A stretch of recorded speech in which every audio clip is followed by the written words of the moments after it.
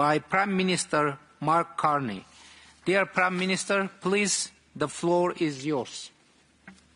Thank you very much, Prime Minister Pashinyan, for that introduction. I'd like to thank you and President Costa for the very kind invitation to this summit and your leadership at this pivotal time for Europe and the world.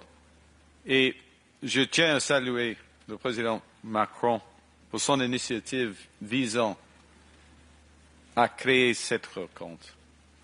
Comme en témoigne l'agenda aujourd'hui, sa vision, votre vision, ta vision, c'est une fois de plus révélé prémonitoire.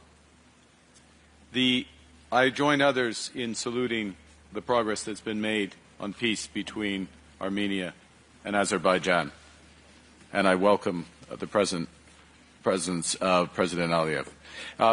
I'd like to say thank you again for the invitation. I do think that it is fitting that Canada is the first non-European country to join this forum, as we are the most European of non-European countries.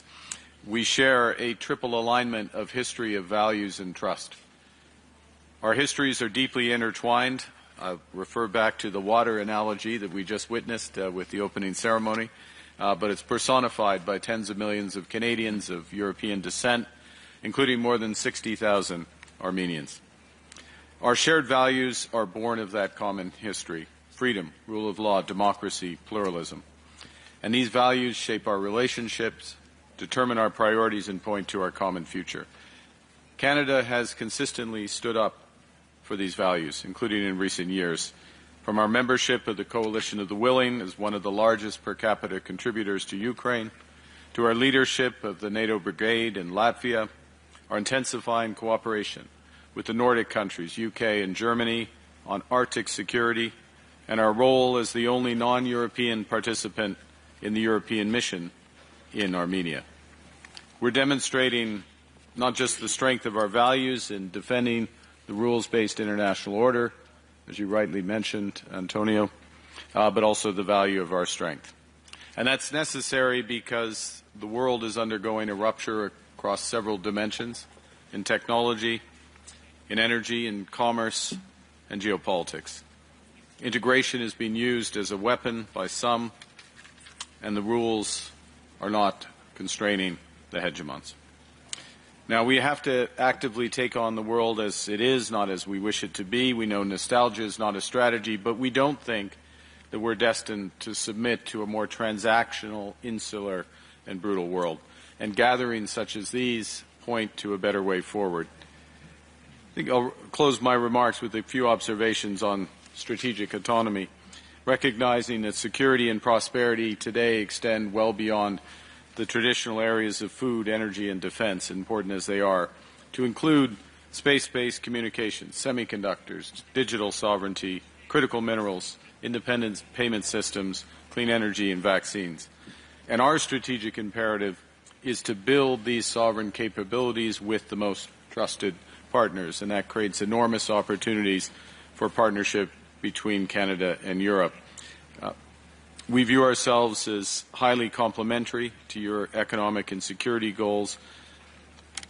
That's demonstrated through the work we're doing with the presidencies on the new EU-Canada Strategic Partnership of the Future, building deeper relationships from digital to defense, supply chains to security. We're honored to be the first non-European country as part of the EU SAFE initiative. We would observe that in the last year, we have struck $18 billion worth of critical minerals deals across 20 of the world's leading critical minerals. The way to look at this is we are warehousing these to look for government-to-government deals with our close partners and under the rubric of the G7 first and foremost, but then more broadly.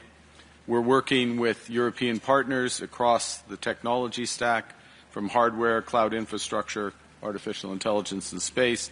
And as we'll discuss later, we are an energy superpower, third largest oil producer, fourth largest natural gas, largest hydro renewable base. We're committed to addressing climate change while providing reliable, affordable energy to our citizens and partners. In closing, we're here because of your invitation. Again, thank you for that. But we're here because of the moral and security imperatives of our cooperation in the Caucasus, in the Baltics, in Ukraine, across Europe, and also because of the immense potential for our partnerships to build a better, more prosperous, sustainable, and just world for our citizens. And I'll close with this. It's my strong personal view that as the international order will be rebuilt, but it will be rebuilt out of Europe. And so I'm very appreciative of the symbolism of this invitation. Thank you.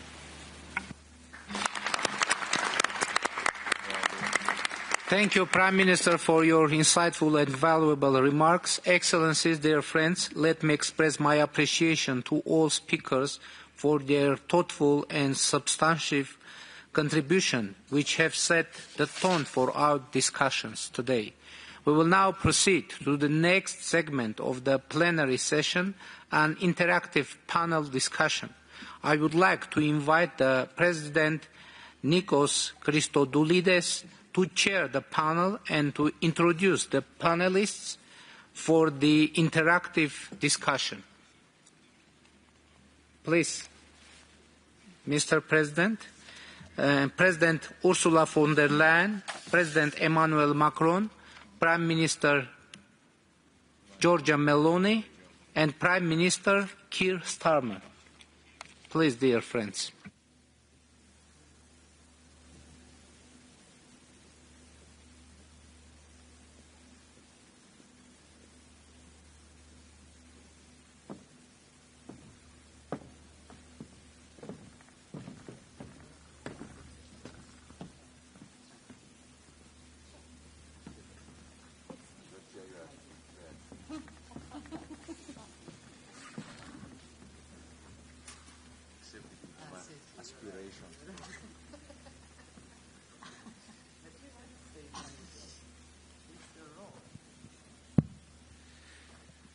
So let me start by thanking the Armenian government for hosting us and for the excellent hospitality. We meet here at Yerevan at a very critical moment. I would say at a time of geopolitical tensions, economic uncertainties, and growing pressures on our democratic institutions. There is no doubt, and I think that all of us will agree that there is a need to strengthen dialogue, to strengthen cooperation and collective resilience. And the European political community is the right forum to address these challenges, and especially to discuss how to maintain European coherence and unity in time of multiple crises, how to reinforce European security as a continental and not just European Union, as a continental necessity. We are witnessing a fundamental shift in our security landscape from conventional warfare to hybrid threats. Today's challenges do not stop at the borders of the European Union. They are continental, and they demand what we call a whole of Europe response. Within this context, a credible European security policy must be anchored in a 360-degree perspective, addressing the volatility of the Middle East, of Ukraine, of Western Balkans. Is not a matter of regional preference, but it is a strategic requirement for the entire European family, from London to Nicosia, from Paris to Yerevan.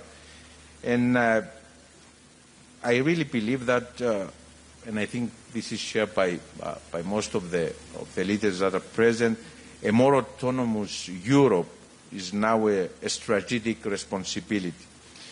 Whether deepening the European industrial base or strengthening ties with like-minded partners like Canada, which is with us today, our objective is to ensure that Europe has the capacity to act when and where it matters. And I will stop here, and I'm eager to hear from colleagues, from Ursula, from Georgia, from Emmanuel, from Keir,